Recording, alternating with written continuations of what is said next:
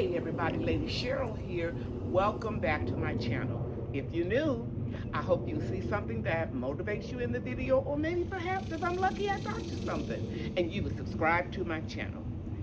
In this video, I'm going to share with you 8 things that you need to do ahead of time to be able to grow a garden during a heat wave. I live in Mesquite, Texas, and it's going to be 100 degrees. We've already had close to that already with a higher heat index. The first thing, or the first tip I want to share with you, is to grow heat-tolerant crops. My handsome grandson Brian is videotaping me, so I want you to follow me this way, Brian. Here are sweet potatoes that I'm growing in this container, and I grew them from 2 sweet potatoes that were growing some little roots in my pantry. And I've got sweet potatoes growing in 2 other areas, and I'll show it to you. Another crop that grows very well in 100+ degree temperatures is cantaloupe. I've grown a lot of cantaloupes and melons throughout my 40+ years gardening. I find that the Minnesota midget is the easiest cantaloupe to grow, and I have some in bags right here and around the other side, but I'll pop a picture in and show you what they look like. In fact, I made a short video on it the other day. But these cantaloupes will grow from seed to harvest in only 9 weeks. So if I wanted to, I could start another crop of cantaloupe. Let me show you something else that grows well in the heat. Right here is okra. Can you get a close-up on it, Ryan? I'm harvesting now a dozen a day. And I've got more okra growing in other areas of the garden, just like the sweet potatoes, and I'll show you them. I love roses. This is some food, but I just thought I would insert it in here with heat-loving plants. Roses, these double knockout roses, in fact, I've got 2 right here, and I've got 2 over here. Guys, these roses will continue to produce until it freezes. They will grow in 40 degrees, 38 degrees, and they'll do fine. So I gave all my other roses away, and this is all that I'm growing. Because now I am 71 years old. I'll be 72 in a few days. And I have AFib, which is an irregular heartbeat. It's a heart condition I take medication for. And I am a dialysis warrior. I inherited polycystic kidneys from my father's side of the family. I don't stop. You know why? I just know I need to keep my body moving, stay as stress-free as I possibly can, and make sure I take my medication and do my dialysis treatments. I can live a long time. In fact, I feel so good right now. This is a Bashu Musa, I believe I'm pronouncing it right. It's a Japanese tropical banana that does very well in the Texas heat. And right behind it, get those beautiful Texas Star Hibiscus. It comes in red and white. I like the red. Like, as you can tell, I'm a very colorful person. Can't help it. I'm just like my mama. Over in here, up on this little tent-like structure that I have 40% shade under, I have a lot of stuff growing. I'm gonna let you see, Brian, take a picture of these. I pulled the lettuce because they started bolting, but I've got thyme, I've got coleus, I have flowers, I have dill, I have some peas growing, and I just recently planted some more peas. I have dahlias, I have baby zinnias, and of course, I have a lot of marigolds planted all over my garden because they repel non-beneficial insects. Let me take you inside of this tent area here. It's a little tight squeeze in here, but we're gonna make it. Okay, right over here, I've got some flowers. Some of them, like dianthus and vincas, they are heat tolerant, but they got a little bit too much heat, but they're gonna come back out when it gets a little cooler. Down here, I have, sometimes when you start the video taping, you just go blank. Hydrangeas. They die back, and you can see, get close, Brian, you can see that they're blooming again. And I got some African daisies died back. They're gonna bloom again. Trust me on this. And all over here, I've got more okra, pan around, up and down slowly so that you can see. A lot of okra. Okay. Now, down here, I've got some coleus. I just planted these seeds not too long ago. I've got pink-eyed peas and black-eyed peas And all of these right here are sunflowers. They're getting ready to bloom any day now. I even put some peas right here. Okay, let's go down here. I've got black-eyed peas here. I've got pink-eyed peas right here. Sugar baby watermelons over here. And guys, we cut these all the way back. And they still producing melons. I was gonna like clear this space up so that I can grow some tomatoes for the fall. But I'm gonna let these grow as long as God wanna bless me with them. More peas. Cucumbers. And you getting it down here? Some more of the sweet potato vines that I grew from the 2 potatoes. That means pot number 2 of sweet potatoes. And then I have more okra over here. I'm gonna try to stand right in here, Brian, so you can get over here.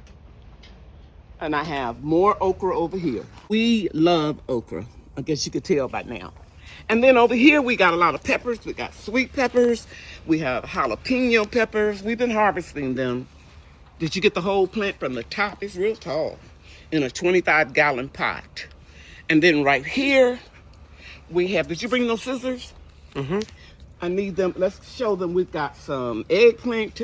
Look how tall this plant is. This plant is 6 feet tall from all the way down here. Now, I'm going to see if you can get in here with me, Brian. I got to harvest these because I'm telling you, they're getting burned. Beautiful. Black Beauty eggplant. I'm going to put it right here at the bottom here.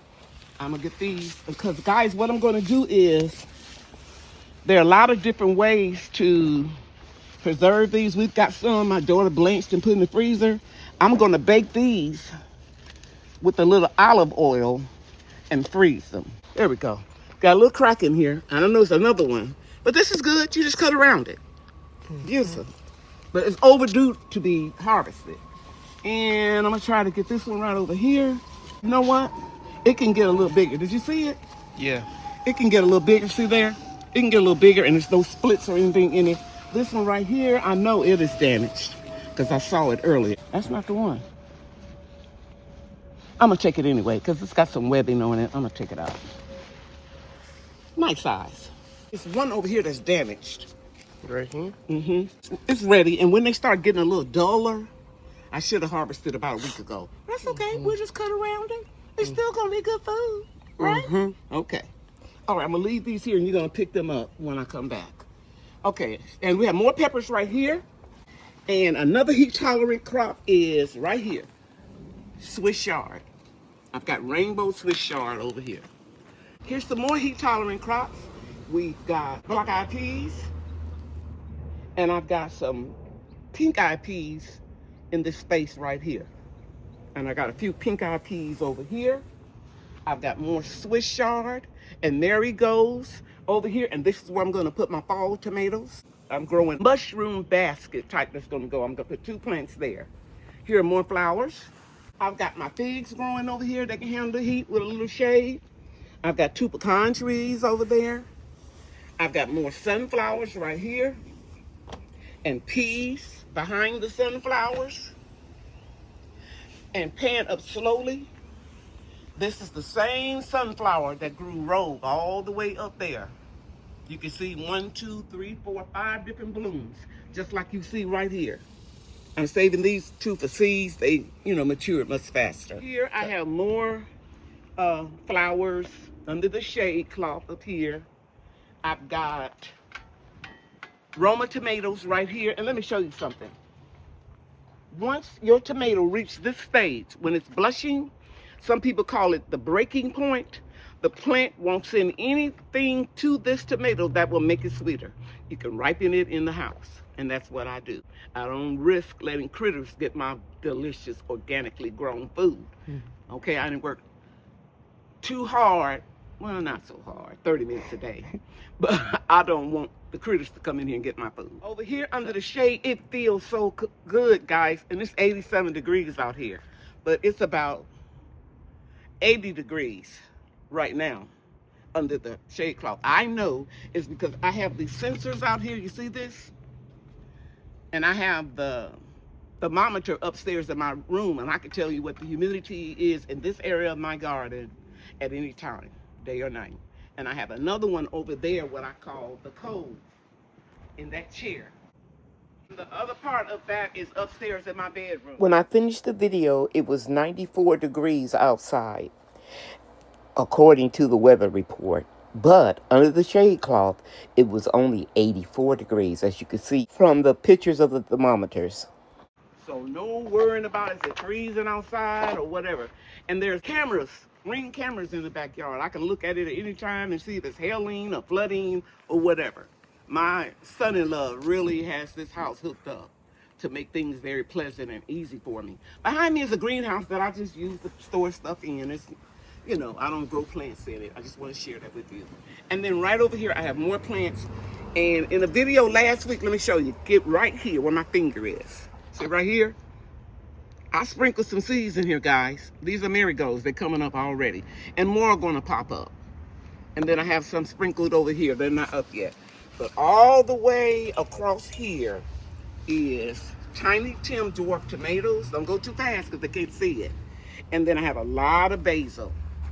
Some people believe that the basil make the cherry tomatoes or all tomatoes sweeter. I don't know. But I do know they keep a lot of insects off of them that are not beneficial. And then I have the same thing over here, basil going to seed and more dwarf tomatoes. I just harvested them yesterday. And then I have some flowers and basil over here. And zoom in right here, I have 2 containers of sweet potatoes. So that means I have 4 containers of sweet potatoes.